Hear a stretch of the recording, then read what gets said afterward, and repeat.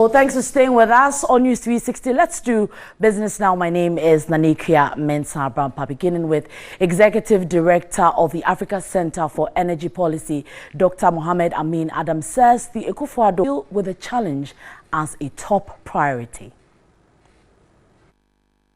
The NDC government gave enough assurances that the power crisis doomsday was over.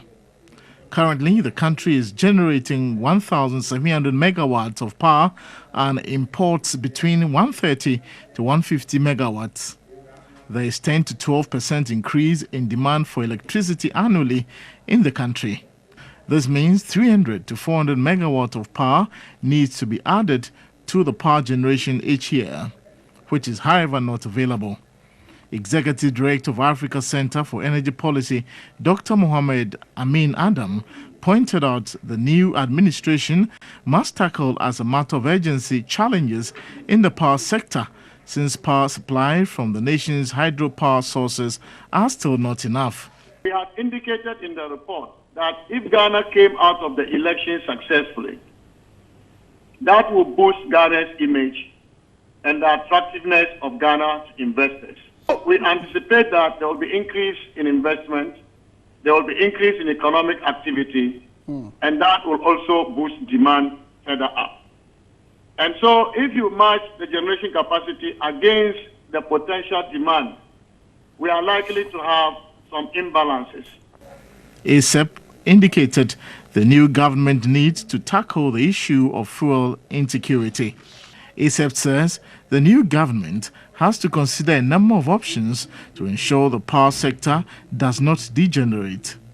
Unless we address the financial challenges of VRA, as far as their, indebtedness to creditors are concerned, both internal creditors and external creditors, we will never be able to position VRA to be able to add generation capacity and then also to be able to procure fuel. At the moment, government is supporting them to procure fuel. But that is not sustainable. The other issue we think needs to be addressed is the fuel sources that we need to look at. All right, so we have more post-election comments and thoughts coming out. This time around, some captains of industry are calling on the president-elect to reclassify and reduce utility or electricity tariffs within his first 100 days in office. According to the Ghana National Chamber of Commerce and the Association of Ghana Industries, the business community is expecting government to build a robust economy that supports private sector growth. First request to the incoming government is to ensure that there is a full reclassification of power tariffs such that businesses or industry would actually pay the right amount or price of power used. According to the business leaders, there is renewed investor confidence in Ghana following yet another peaceful election and expected transfer of power from one government to the other. Association of Ghana Industries says the NPP government must make do with its manifesto promises by removing some taxes with sunset clauses, including the 2% import levy and 17.5% special petroleum tax. We are operating in a sub-regional or global competitive environment. Now, the more competitive Ghanaian businesses are, the better it is for us to be able to take advantage of sub-regional markets or even continental markets.